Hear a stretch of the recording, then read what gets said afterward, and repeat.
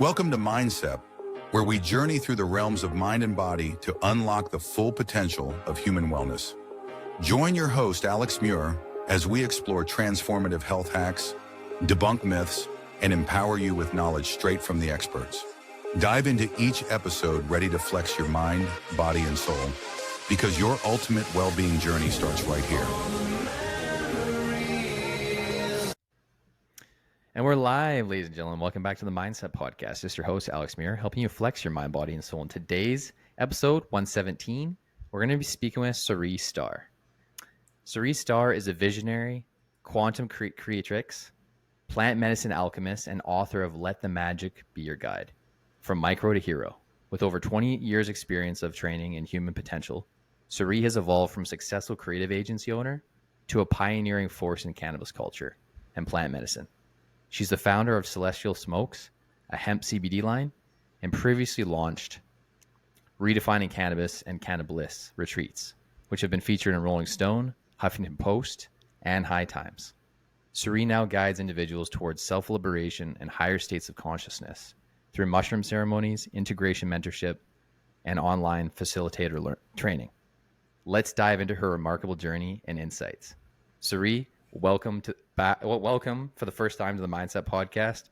I was listening to yourself and Omar's episode, and I was really blown away. And how kind of your unique background. You're a former Canadian, and then living in California. So let's dive right into it. So welcome to the show. Thanks so much for being here.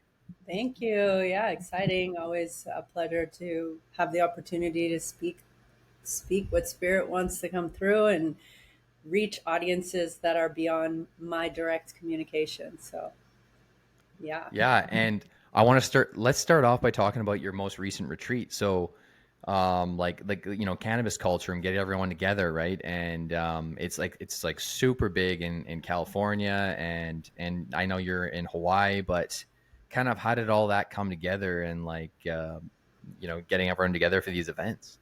Yeah, so first I want to preface that everything I do with these plant medicines is under Sanctuary 72, which is a 508c1a plant medicine church.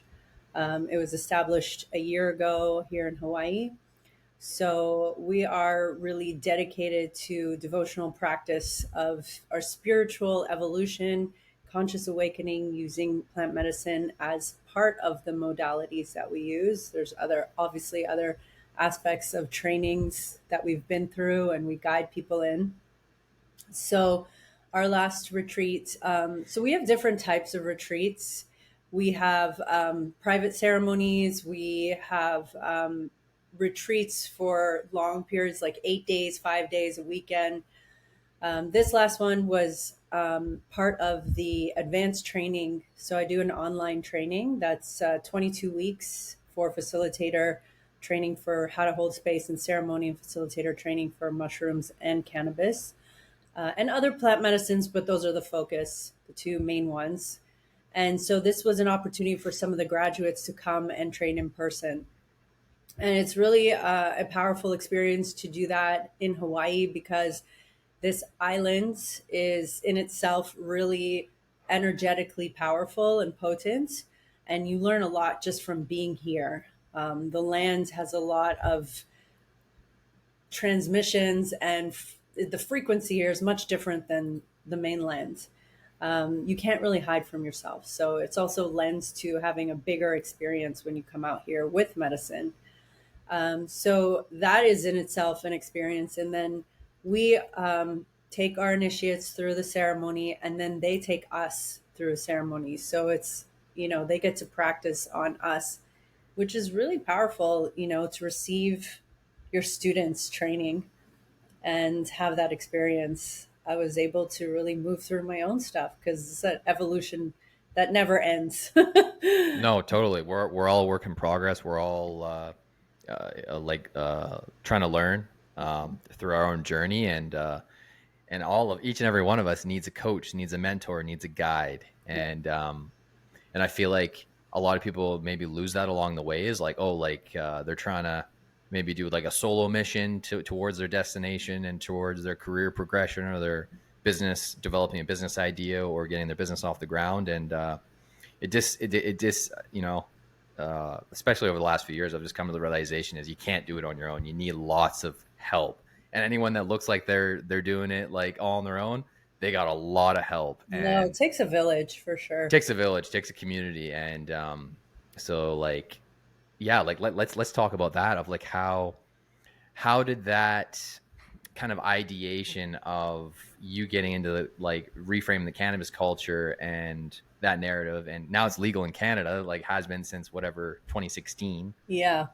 But I know it's not in a lot of other countries, but like kind of let's talk about how like people sometimes use it. Like for myself, I use the THC oil. So my friend like grows his own leaves, and then he actually heated up the leaves and turned it into an oil with coconut oil.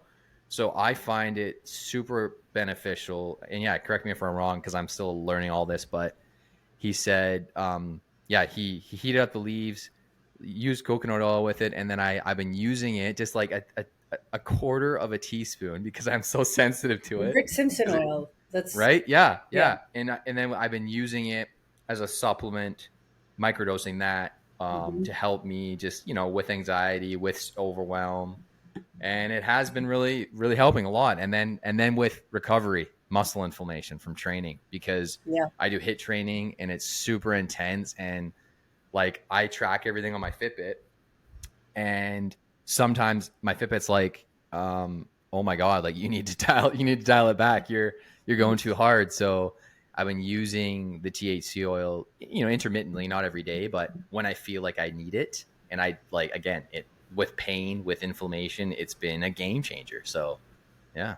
Well, just to touch on that, and then I can tell you, a little bit of the backstory, but what you're actually doing is also seriously preventative. Rick Simpson oil, which Rick Simpson was this dude from Canada, and he created, that's what he did. He made this oil, and throughout all these like experiences that he had with people, he realized like it cures. We can't use that word, but whatever. Yeah.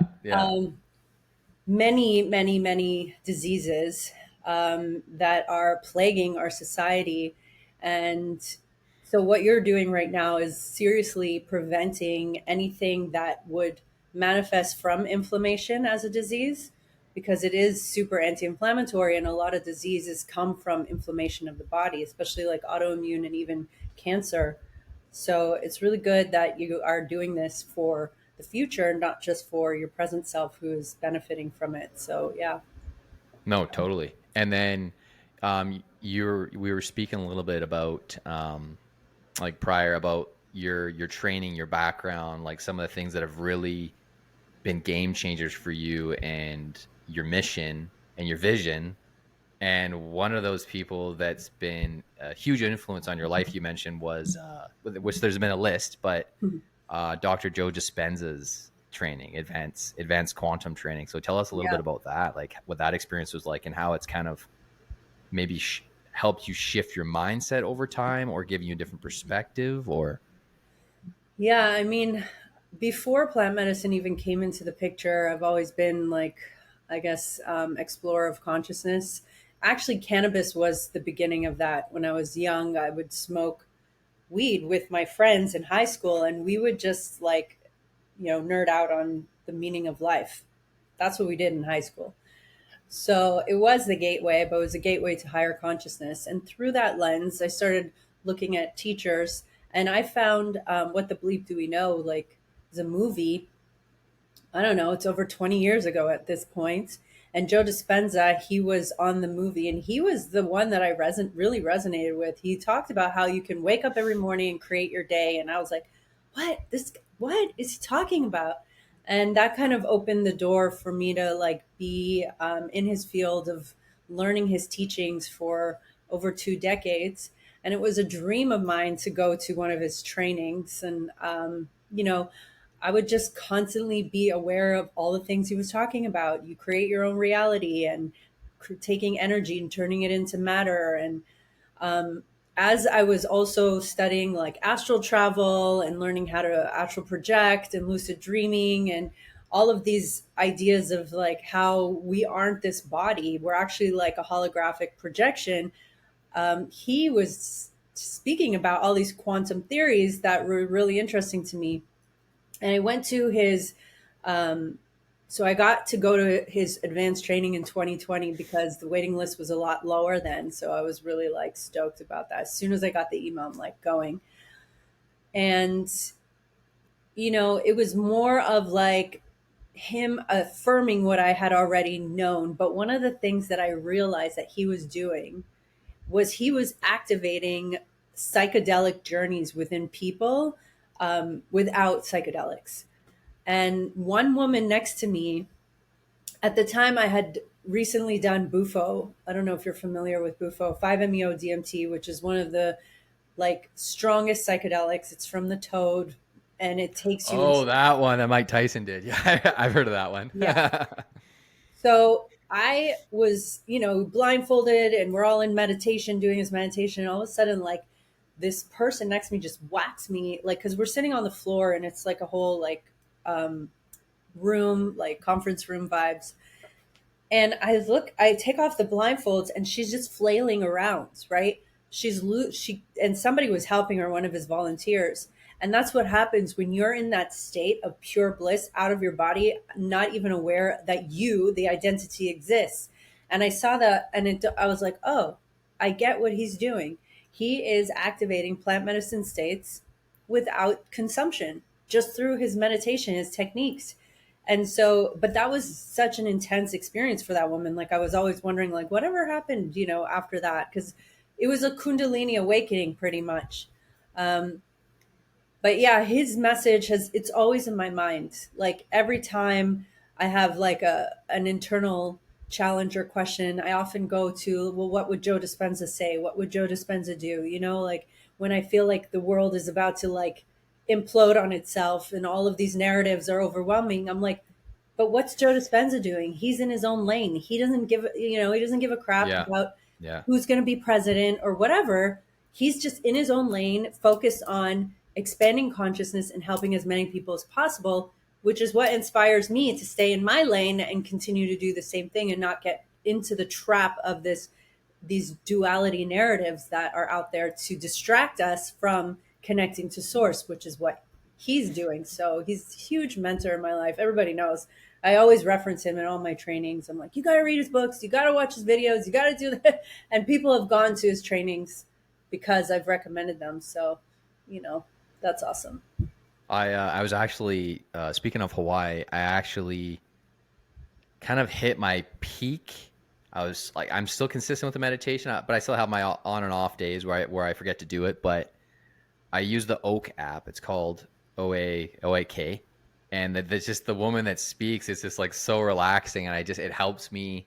And then I have the bells, right? You pick your background sound, and I do the Tibetan or like river, and then it just boom. It's just like helps me get to that, like you're talking about consciousness, that next layer of consciousness where I'm just like, I'm just right here. I'm nowhere else. Like I'm not thinking about work. I'm not thinking about anything. And then in his book, he was talking about how he is like insanely disciplined. Like I think he still does it. He wakes up at 4 a.m. and he meditates for like an hour or two. And that's the level that I got to because I was reading his book as I was kind of integrating his teachings into my meditation practice. And I really deepened it. And I got to the point where I did an hour, that's 1 hour meditation. And it was like one of those things where it was like so painful at first because you're like, oh my God, that feels like a really long time. Because I was consistently doing 20 to 30 minutes every day at that point. Yeah. And then we get to Maui. It was like a family trip, me and my wife and her family.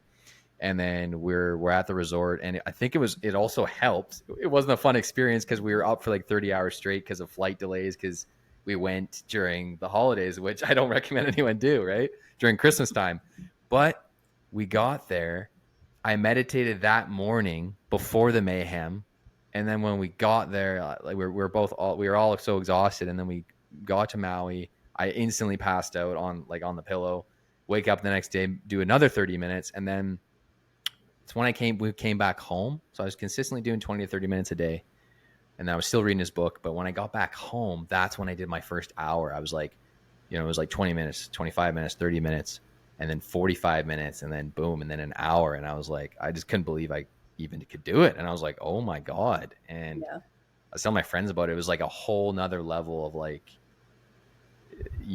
of quieting your mind. You just don't, like, I can't say nothing phases me, but like nothing was getting to me as much because I was just totally expansive thinking, like just slow down the thought process, like as much as I was able to. So Yeah, that's amazing. Yay. yeah. So his teachings work. His philosophy really works, and you can do it in small amounts of time, right? Over time, and then eventually, Yeah, and the 4 a.m. thing is because that's when the veil is thinnest between worlds. And what he's actually, he's teaching meditation, but he's also teaching astral projection. And that's when he actually astral projects. He has told stories. He told stories about leaving his body and going into alternate dimensions and being in this like full on war. And when you learn about astral projection, you realize like this is just another dream state that we're in. It's very interesting and mind blowing. But yeah, so those times, 4 a.m., which I haven't really, I haven't consistently been like every 4 a.m. But if I wake up at 4 a.m., I'm like, get that meditation on, like, let's go. This is the prime time. Yeah. But I haven't set my alarm to do that. And it's okay because I have other means of using his modalities too. It's a state of being, and all the people have influenced me, especially the reprogramming of my cells through plant medicine. So I feel like plant medicine reprograms my cells, and then these teachers that I have are my integration mentors. They help me integrate the non-duality of what it is when we're in those altered states of consciousness. And then we don't approach the world in a similar fashion as most people, and then we're the weird ones. Because people don't The understand. outcasts. Yeah. No, I don't And subscribe to your they're right, they're wrong mentality. I'm not part of that. And my life is awesome. You're very stressed. My life is awesome, so. so so what do you mean by that non-duality? Because I don't really understand that. Maybe our listeners don't really understand that. So Yeah. what is meant by the term non-duality? Yeah, so non-duality is rooted in Vita Vedante. It's like the Buddhist mentality, the Buddhist religion of there's no like right or wrong. There's, everything is in the center of the polarities, right? So for this world to actually exist as it does, we need a negative and positive polarity. That's what allows us to create as human beings in this reality. If there was no negative or shadow or darkness, we would not be able to do like exist pretty much. And so we are taught to fear the negative. The negative is bad. And so that pushes us more into the shadows where we act out from an unconscious negative space, which can lead to like very bad things in the world, right? But if you look at the polarities as like there's always an opposite charge to everything. There's always going to be like a perspective that allows you to see, one way and then the opposite way. And they both exist at the same time. So if we are just the observer in the neutral part, in the non-dual, right? Then I can just sit in between those two polarities and not have any attachment to either outcome, even though my mind thinks one outcome is good, one outcome is bad. But that's not true. Right. They're both good and they're both bad, so to speak. They're both going to have the same effects. Like if you win the lottery, you're going to think it's good, but winning the lottery will likely also produce some things that are challenging and negative. If you lose all your money, you might think that's bad, but losing all your money could also produce things that are awesome for you to up level in your life. And if we're only seeing one side of the coin and chasing a fantasy, we're stuck in duality that we're never going to have that peace. So the non-dual is like sitting in the middle of everything as the observer and saying, well, nothing matters unless I put meaning to it. So that's my free will. What meaning do I decide on anything that happens in life? I remember these quotes come on my phone from that Oak app, and yeah, speaking about non-duality, now I understand a lot better. So Marcus Aurelius, that the like original Caesar, Yeah. he said a quote. Oh yeah, the happiness of our thoughts determines our happiness is determined by our thoughts, and if we're consistently thinking bad, we're gonna feel bad. If we're consistently finding ways to create and cultivate like our own happiness, then we will predominantly be in that state. So, and I know it's not always achievable to be happy like 100% of the time, right? Because there can be challenges and stuff like that and setbacks. But I do believe from what you're saying that we can be more in the middle and be more of an observer of everything that's going on and not as reactive. And that's what the mindfulness teachings and training really help develop for people. Yeah, and one of the things that plant medicine has helped me is, one of the biggest overwhelming emotions in life is grief. When we lose something that we're energetically, mentally, physically attached to. And what it showed me is that I can feel this grief, but I'm not taken over by it. It doesn't Right. consume me to the point where it opens the door to depression or, like worse, right? And so it's sitting in these moments of anger, sadness, grief, and really being present with them, being like, oh, this is how I feel. I'm going to allow myself, I'm not going to push it away. I'm not going to try to fix it. It's not about that. It's just about being present with what's happening. And it's so counter to what our society is telling us. Like, oh, you feel sad, take a pill.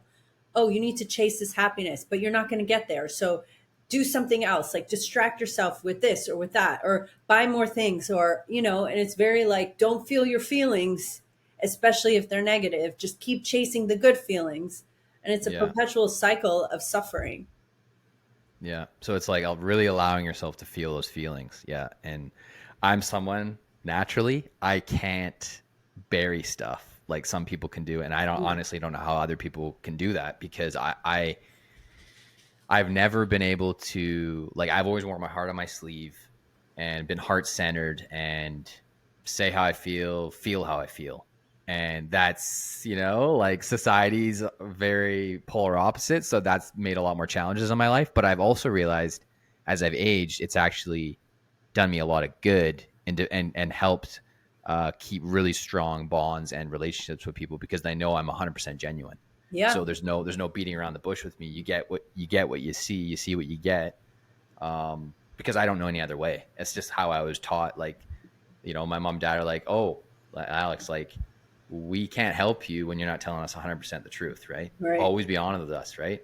So like when I was really young and I, first starting to drink and stuff, they're like, yeah, you want a cider or a glass of wine? You want to try a beer? Like, do it right in front of us, right? There's no need to go into the woods, into the bushes with your friends and do it. Like, there's no sense in doing that, because, right, there could be other stuff going on that's even more dangerous, right? So like, do it in front of us, like have a drink in front of us, and like there's nothing wrong with that, right? Yeah. So they always just encourage like brutal honesty, and because that's how they are, and just be myself all the time. Like, don't just be unapologetically yourself, and and if people don't like that, too bad.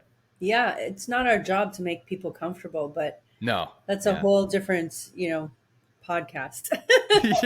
yeah. People pleasing and cancel culture. Yeah, that's a whole different topic. No, totally. There's all sorts of that stuff going on too. Yeah. But one thing that you touched on that really, I think a lot about, and especially nowadays, like I'm constantly trying to work on that, and I know a lot of other people probably struggle with this as well. And you did touch on it, but let's dive a little bit deeper into that. How can people not obsess so much on the outcome or the result of the destination or along the journey? Because I have a tendency to fixate on, okay, I have this vision, I have this thing that I want, I have the vision, I know what I want, but the path to getting there sometimes can be blurred, it can be obscure, it can be ambiguous, uncertain. And that's where a lot of people have challenges with, and that's what I have challenges with. So I have the vision, we have, like, you've kind of created your path to getting there. the path will change to getting there. But how do you teach people, and how have you taught yourself? I am not. I don't care about the byproduct of the outcome of the result. How do people either care less whether there's a result or outcome out of the mission, or just not fixate on it so much? Well, I think two things come up for me. One of them is what you desire desires you. Right. It's in our our soul's purpose is in our DNA. If we believe that we've come here for a specific mission, then when we follow that soul's purpose, we know that it's meant to happen. And so there's this aspect of, if I want it, it wants me. So there's that surrender to that. And the other thing is that Carolyn Lovewell, quote her, having is the evidence of wanting. So whatever you have in your life, you want. And if what you perceive that you have is something that you don't want, then you need to go into your subconscious and do a bunch of exercises that she offers, and that Joe Dispenza and all these trainings that I amalgamate and also bring my own into, to look at why your subconscious is manifesting what you think you don't want, or all these challenges to get to where you want to go. And then the third thing that I would say is, in terms of future projecting, when we put this idea of okay, I want to be a published author. Okay, great. Somebody wants to be a published author, and they have a timeline in their mind. I want to be a published author by this day. Actually, I'll take it into my own experience. I wanted to be a musician. I was just I need to be a musician, but I never thought it was going to happen. I always thought, oh, now you're too old or whatever. You should have started when you were a kid, and blah, blah, blah. Stories. And then one day I just took a course in sound healing, and I allowed myself to be in the process of the becoming. And my teacher, another teacher, would say, this mantra that we would repeat, I am a musical genius. And this was something that all of a sudden I began to embody. And I'm like, wait a second, I'm already a musician.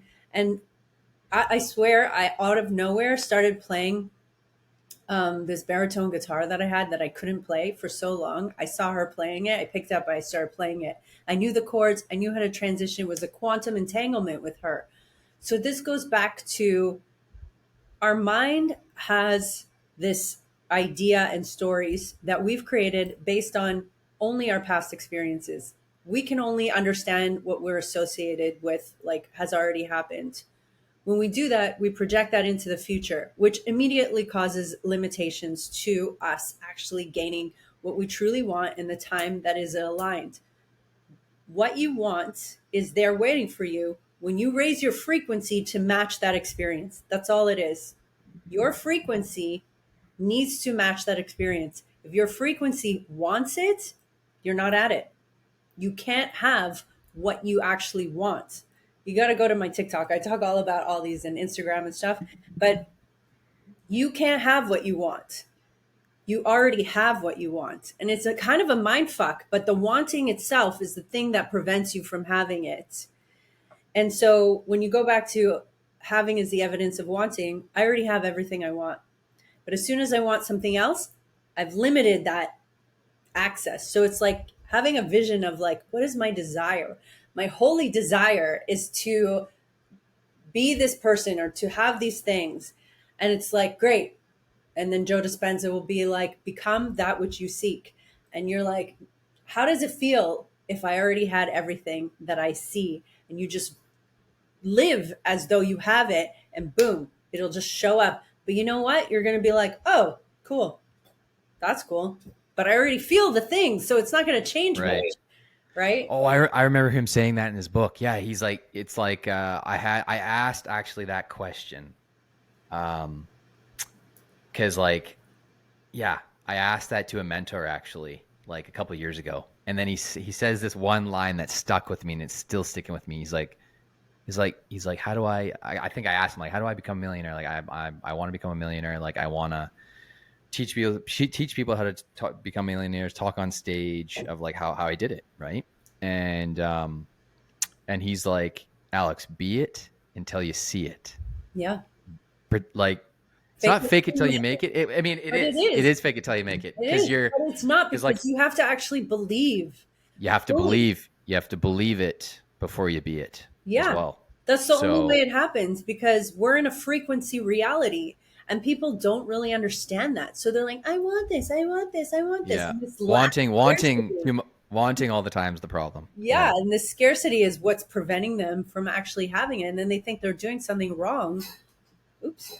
But the thing is they kind of are, because you got to just be in full gratitude. That's why Joe Dispenza is always like, gratitude is the way to like receivership, total gratitude.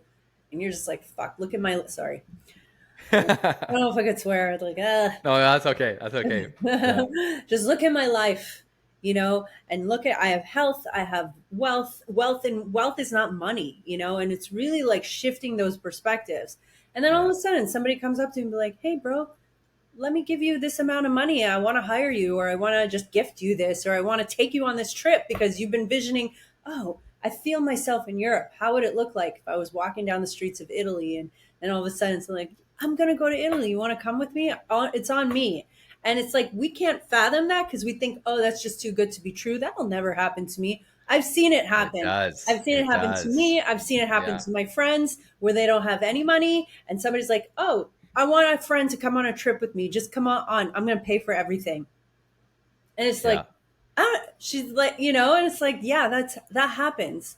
So this is all about living in the magic of our reality instead of the hard linear. And Joe Dispenza is always like, you have a choice. You can manifest by turning matter into matter.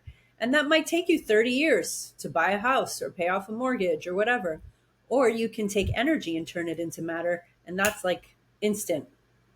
Yeah. So, And I feel like that's something that I've already seen results of that, like what you're talking about, like, because I have lots of vision. Like I have my vision, and I've already crossed off a ton of things off my mental checklist, because like the talking about mental projection, like I've crossed off like so many of my dreams off my list, and like I have like zero regrets, and I still have a lot of other things I'm working towards. But like you said, the biggest thing I'm trying to learn how to do is be, more in gratitude, because every time I go back to gratitude, go back to being in the here and the now, that's when things flood in, because you're not fixating on stuff. So it's a big lesson for that, because our society is very focused on what's next. Oh, I got this, what's next? You're not even in the energy of receiving. It's very masculine oriented, right? So, we've been talking about divine feminine, divine masculine. The divine masculine is the action oriented, like going out and doing. It's great. The divine feminine is like, okay, I receive. Let me just be in what I have created. Let me revel and receive from the masculine, that was me, and enjoy it, right? A lot of the times we're not even enjoying it. We're not even like nourishing ourselves in it, celebrating it. It's like, oh, $50,000 deal, great. Oh, I just made 100,000, great. What's next? And it's like, what do you mean? What's enough? What's now? Instead of what's next, like, what is now? And that's a way to like get out of that pull of like, because that is a deep program in the entrepreneurial world of our society that was created to actually not be able to be satiated in what we have achieved in this moment here and now. And that is a dangerous thing, because at the end of life, when you're thinking back, wow, did I even enjoy what I created? Or was I always thinking about what's coming next? Yeah. And that's something I've really been thinking a lot about, because I have, like, for the last like decade especially, I've been like, what's next? Okay, I got this. What's next? Because it is like you're talking about in your bio and your website, like, and from what you've learned, like the societal pressure of constantly striving for more, which there's good and there's bad, but I want to enjoy it. I want to love what I'm doing. That's really my main mission now, is like, I want to be loving what I'm doing. Because when Yeah. you love what you do, you don't, like they say, you don't work a day in your life. And I know there's people that disagree with that. They're like, no, like, it's all about having, some people like Cal Newport. He's like, oh, you need to have focus on not loving what you do, but having high utility skills that create great work and money. But I'm like, I still disagree with that. I still believe wholeheartedly, if you love what you're doing, the time flies by, you're enjoying yourself, and when you enjoy yourself, that magnifies what you can create, and what, and in return, what you receive. And again, I think it's really like, maybe, I don't know who that guy is, but maybe he works pretty hard in the 3D world, Yeah. and good for him. Yeah. But you can become a millionaire through energy, frequency, ritual, and magic. Yeah. Just dedicate So it's your like, time to that. yeah, and that's my mission. That's what I want to do. So Yeah, there's many paths to the things that we desire. We've Yeah. only just been shown one, and that's through Yeah. the heaviness of the physical. Yeah. But a long time ago, I was like, no, I'm not into Yeah. this. You know, Yeah. this is like, this means I need to follow the rules of the system, and the rules of the system are designed to enslave me, and I'm not interested in that. So how do I get beyond the rules of the system? I'm not trying to go against the matrix. I Yeah. am trying to Yeah. understand it so that I can use it to my benefit, Yeah. and also create the rituals, because everything in this reality has been spelled into existence. And people are like, oh, that's woo woo. It's actually, no, it's pretty scientific if you want to go down quantum, physics and that world. But science is just catching up with spirituality. It's trying to understand what is unknown, and documenting it as like data. And then it's constantly recorrecting itself. So there was another. Yeah. So like the art of manifestation, Lewis Howes, he talks a lot about that in his podcast and the books that he's read.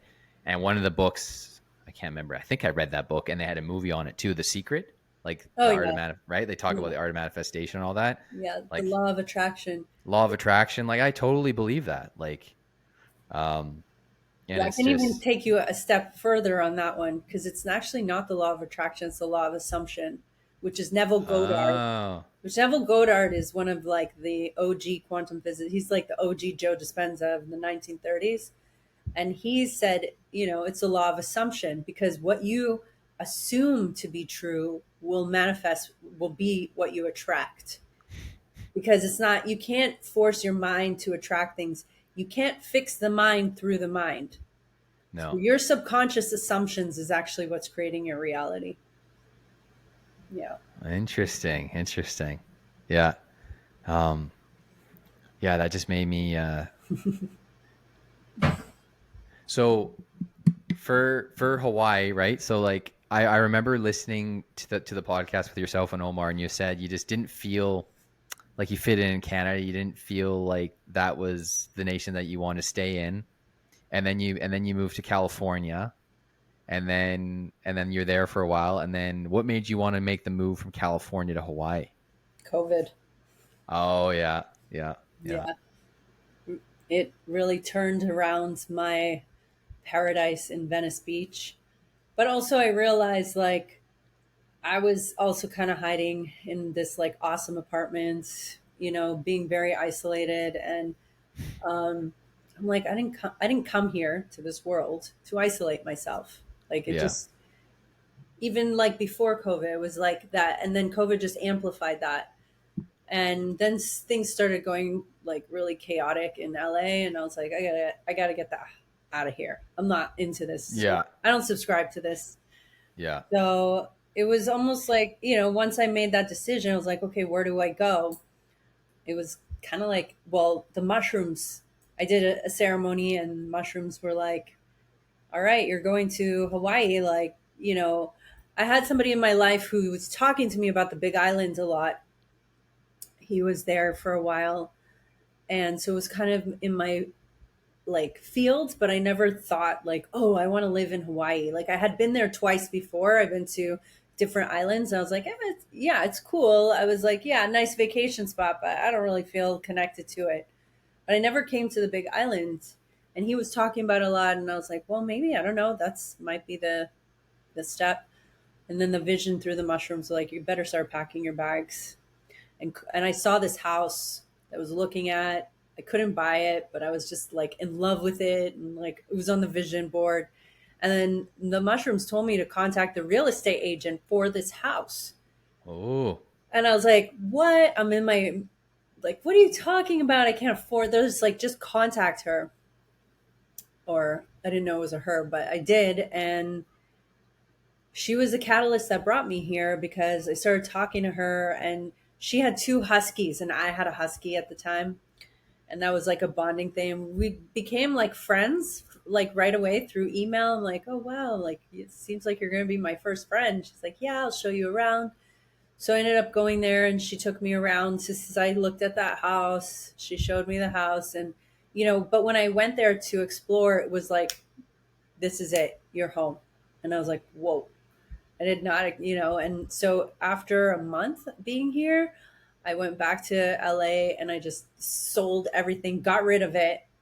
Like, talk about getting rid of stuff that you've spent a lot of money on that all of a sudden meant nothing, because you're just like, get me out of here. An apartment that I loved so much. This was a huge lesson in non-attachment. yeah. Bye. Time to go. And just came back here, and after a year, I bought my house, and that in itself was a miracle. Like, to buy a house in Wow. 2021, like, I didn't claim income, right? So it's like a whole thing. I did a lot of Joe Dispenza spells for this to happen, and it did. It was crazy. I was even shocking myself at how this ended up happening. But now, 5-acre property, this beautiful house. I've been renovating for 2 years because Hawaii is so like, hurry Wow. up and slow down. Yeah. Yeah. Like, oh, I'm going to renovate in 3-4 months. It's like, nope, you're going to be, but at least I have like set up where I can live here downstairs. And my partner now is like just building the upstairs, and we're getting so close. And then we're going to, it's just been a place for healing. Anyways, we do our ceremonies here, and Right it's on. just a beautiful place. The land called it was vacant for like since 2018. Nobody was Holy. here. So it was waiting for me, Wow. So yeah, waiting like for me to match the frequency. yeah, yeah. So you were in a different frequency before you left California, right? Yeah. And then you had to kind of rebuild and retrain yourself for that next frequency. Yeah. So talking about not fixating on things and be just like you said, being open to kind of just the opportunity. You don't care about the result. You're just, how did you? Yeah. I remember this defining moment. Well, first, getting the mortgage was like so challenging, but then I got the approvals. I went through unconventional means. I found it's just all this long stories, but it was wild. And then I got the approval, and then they're like, "Oh, we thought your investments were in the U.S., but it looks like they're in Canada. I don't know if we can accept that." I'm like, "I've been doing this with you for like 3 months, Oh my and you knew God. that." And then Yeah. there was the Yeah. whole like lava zone situation, and then the Oh not yeah. wanting Yeah. to finance a lava zone. So like all the cards were like, no, no, no, right? Anyways, so it was like right before I was gonna get the closing, I went to the cliffs here, and I was like at the ocean, and I was feeling stressed. I'm like, man, I already moved out of my old place. I'm like staying at a friend's. I don't have a place to live, and it's not easy to rent with a dog. People don't Yeah. want pets all the time. And I'm like, okay, what do I do? So I sat there. I was like, first I went to worst case scenario, I'm a nomad. Fine. I live in Hawaii. I'll just figure it out. And then I was like, okay, what would Joe Dispenza do? And then I'm like, well, if I'm matching this frequency, does somebody who owns a house have anxiety and fear? And I was like, no, that can't be here. So I sat there, I did his meditation at the cliffs. Did the whole thing. I raised my frequency. I was like, I have everything I need. My life is amazing. I do not subscribe to being stressed or having anxiety. I will not allow those feelings to come in because that is not the frequency of somebody who gets what she wants. And after the meditation, I was like, okay, I'm good. I went to sleep that night. I'm like, whatever happens, it is what it is. I let go. And the next morning, they're like, oh, yeah, we're good. Congratulations. You got the house. I'm like, That's awesome. and then I was Yeah, like, yeah, of it's the course. letting go.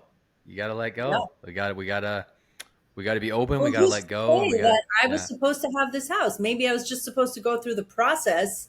And then it was like, no, that's all you needed. That was your lesson. And I was like, we can't assume that the outcome that we want is the outcome that's the best outcome for us.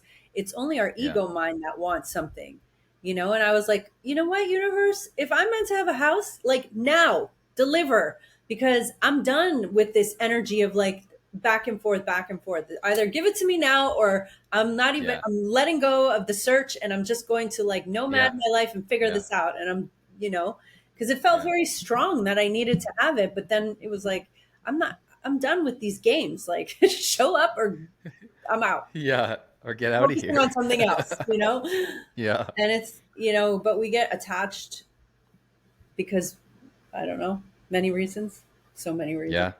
Well, it's a societal thing. It's been taught since like everyone's been a young age of like to fixate on the outcome, the results, what we're getting, and then move on to the next thing. And Yeah, and it's the scarcity mind of if I don't yeah, have, like, it's this thing of like I'm gonna yeah, lose, but you don't yeah, lose what you never had, and you don't yeah, have anything. That's also an yeah, illusion. You don't really have anything. Anything can be yeah, taken in a second, yeah, in your yeah, life. So it's like letting go of those identities and just knowing that I'm here. I show up every day. I'm like doing the inner work and I'm here to play with the universe. Like I'm literally here to play like a video game. And if somebody said I have a course that I'm in right now and it's about money and the planetary, like it's really cool. There's a lot you can learn when you learn about your relationship with money, about your relationship with oh, everything. totally. So she said, somebody's like, well, how do I deal with like the energies of when somebody like scams me and like takes my money and whatever, and that whole situation happens. And she's like, well, if that happens to me, then I just celebrate how brilliant that person was to actually complete that scam. And it's like, whoa, Interesting. that's a mastery, emotionally intelligent mentality. It's like, wow, congratulations. You were smart enough to take advantage of me. And I'm pretty fucking smart. Sorry. And I'm pretty smart. So, God, celebrate you. You did it. Congratulations. You won the level of this game. And it's really just that. But instead of going, oh, my life is over, I almost had all of my Bitcoin taken from me. I think it was like an angel that prevented the transaction to happen. And I realized, I was like, holy, I literally almost lost. And I have almost 1 Bitcoin. So, Wow. that's not a tiny amount. And I was like, in that moment, I was like, wow, I almost got scammed. I didn't get scammed, but maybe in another dimension I did, which is a whole other rabbit hole. But in this dimension, some angelic person or my highest self was like, no, you ain't doing that. You're Holy. not winning Yeah. this game. So that Wow. was wild. Yeah. That's crazy. Yeah, because 1 Bitcoin, I don't even know what it is now. It's like Like, we're at 50, 75,000 or 50 something. 60. oh, okay. Right? Still, Yeah, still totally. converted to Canadian. That's a lot of money. Because I'm in finance by day and podcaster by night, so it's I'm always thinking conversions all the time. Yeah, and I learned a big lesson. I put it on a hard wallet, and I'm just like, yeah, triple check everything. And this is like the Wild West. It So is. I really Yeah. felt like in that moment, because a friend of mine, he actually did end up giving away a big chunk of change, got scammed. Um, so I was just like, oh, some angelic person or something was did not let the transaction like go through online. Man. So How did you how did you score 1 point for me in that one. Oh yeah. Yeah. So and I I remember, hearing that from my dad a lot too. He's like, life's a game. Everything in life is temporary except death and taxes. That's his famous line. And I always tell that to people. I'm like, it's so true. We pay tax on the moment that we're 18 and then all the way until we die. And then our family pays the estate tax. Right. So it's like, so that's why you can't get too caught up in anything, because we could be gone like that. Yeah. It's crazy. But no, like I would definitely want to do another episode with you there, Sari. This was an amazing episode, and I know we're barely scratching the surface. This was just like, a mini deep dive, but definitely want to have you on the show again. So what platforms are you most active on? How can our listeners get in touch with you and connect with you? Yeah, well, I want to share, if, for people out there, that I do offer a facilitator training that's starting in November. It's an online 22-week training on how to become a facilitator of mushrooms, plant medicine, and cannabis. It's super deep. And all of this stuff, we go in deep. Like, this is the thing. You can't hold space for somebody else if you haven't met yourself in these, like, inquiries or contemplations that I say, which is going Contemplations, I like it. Yeah, that's going to be the name of my book. And that is a vision that I'm creating right now. So that's coming up. Private retreat in Hawaii. If you want to go one-on-one, very deep, we do that. You can come for 5 days or 7 days. And all of this inquiry, we go into the medicine. It's like you can get access to therapists, healing modalities, the islands, like food, nourishment. It's like super full on. And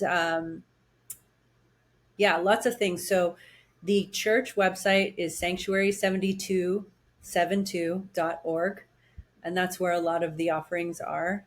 My Instagram is LOVE, love Sari Starr, STARR, 2 R's, and saristarr.com.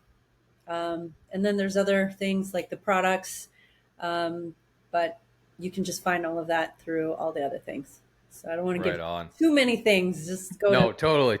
A few links. Sanctuary72.org is the hub of the church and all the wonderful, awesome things that we're creating through the church.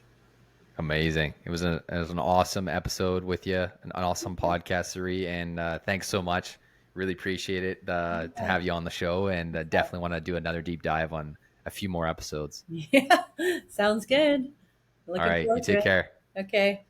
Aloha. Thanks for tuning into this episode of MindCep. If you liked what you heard, be sure to subscribe, rate, and review us on Apple Podcasts, Spotify, or YouTube. Your support helps us bring you more inspiring content and expert insights. Join our community on social media at mind.cep on Instagram, at mind-cep on YouTube, and visit our website, Alexander Muir, that's Amazon Mike, UIR.com/blog for more exclusive resources and updates. Until next time, keep optimizing your mind and body, and see you in the next episode.